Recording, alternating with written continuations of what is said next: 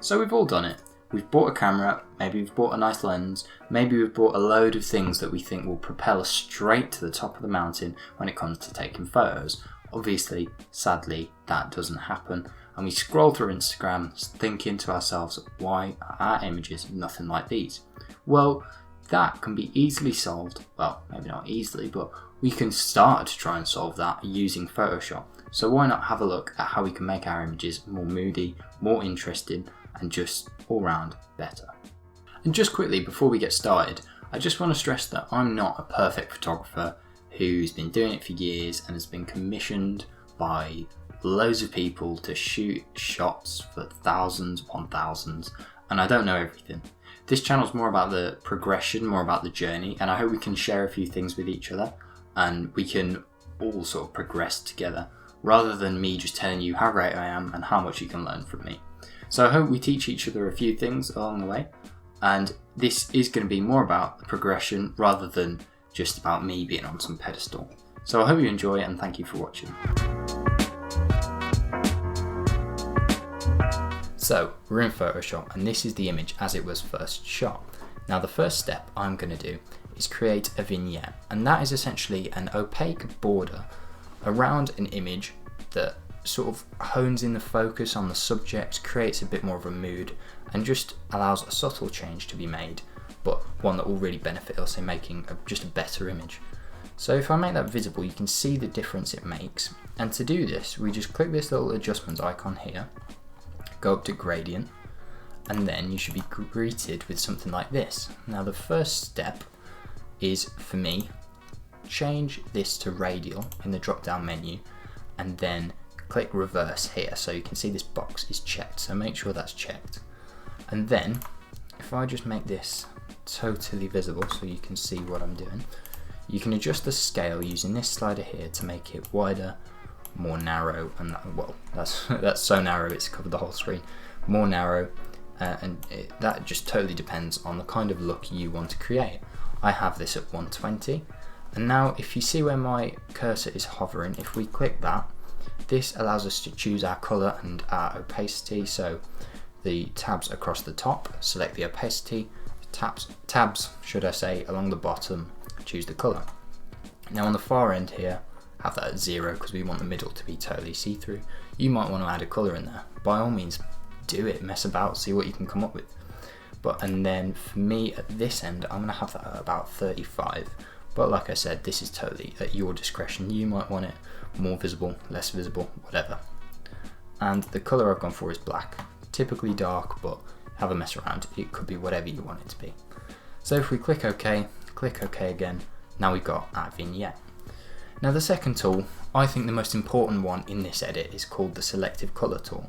And if I make that visible, you can see the difference it makes. To access that, again, we click our adjustments, and it's the first one, selective colour. Now what selective colour does, it basically, or in my perception, within certain colours on your image, it will choose how vibrant you want them to be, sort of choose how much colour within a colour. Now that sounds confusing, but if you think about it this way, you can have quite greeny blues, you can have sort of purpley blues, you can have true blues, and it allows you to choose that. So if we take a look at the blacks within the image, because I wanted it to be darker, I increased the blacks. In the neutrals, again, because I wanted it darker, I increased the black. And these are basically to enable you to choose the mood and the prominent colours within your image. Really useful, really good to set the tone for how you want it to look. And then for the next one is the colour lookup tool, or adjustment. You might call it cheating, fair enough, I can't blame you. But if I make it visible, you can see the subtle difference that it makes. Now, what the colour lookup tool is, if we access it here, again with our adjustments icon, and then you can find it there, colour lookup. What this does is you'll be greeted with something like this, and you can select what are called LUTs, basically presets that can add a certain look to your image and just give it a different vibe, a different aesthetic. Now I've selected crisp warm, and I haven't made it 100% opacity, I've made it 30. If I make it 100, you can see quite a profound effect, but I prefer it to be somewhat subtle. Now this just adds an edge to my image. You might prefer none at all. because you're happy with what you've got so far. And the next step, a subtle but nice adjustment to make, is adding a glow to the lights. So you can see we've got lights here, we can see that the penguin, it's lit up, so I want to add a glow to that. So if I make these layers visible, you can slowly start to see the glow that comes about in the image. To do this, we create a new layer, which is this one here, and then change the blend mode, if you just see here, to linear dodge. Now I'm just going to get rid of that because I've already done it. And once we're on our layer, so select your layer that we've made, and then select the brush tool over here, and then select the colour that you want the glow to be. So because the penguin is blue, I wanted it to be blue. And you can typically start off with it quite light, and then change the opacity. You won't want it at 100, you want it somewhat opaque, but it's down to you. I'm going to say 20%. And then we just slowly trace it around the outside of the, in this case, penguin, and just to create a glow. And I'm not going to do it, but you can see the glow on this guy here. And then what I do is I create another layer. I then choose a slightly darker colour and make it slightly wider and just go again. Now you can do it 2 or 3 times, you can do it as many times as you like, just to make it a bit more prominent. Now that glow just again adds a bit of a more intriguing mood and just makes it, in my opinion, more interesting. And now we can see the adjustments we've made and how it creates a much more interesting image. If we go from that to that, it's so much better. So there we go, that's how we can make our image more interesting.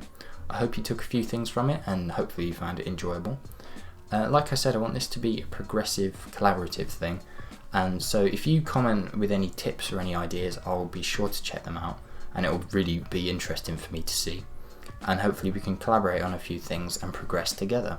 So if you want to subscribe, if you want to like, so I just get some feedback as to how it was, and hopefully we can progress this thing and make it a bit of a journey together. I hope you enjoyed. If you want to check out my Instagram, Behance and LO pages, they're all at Shots from Joe. Thank you very much for watching, it really means a lot, and hopefully I'll see you soon.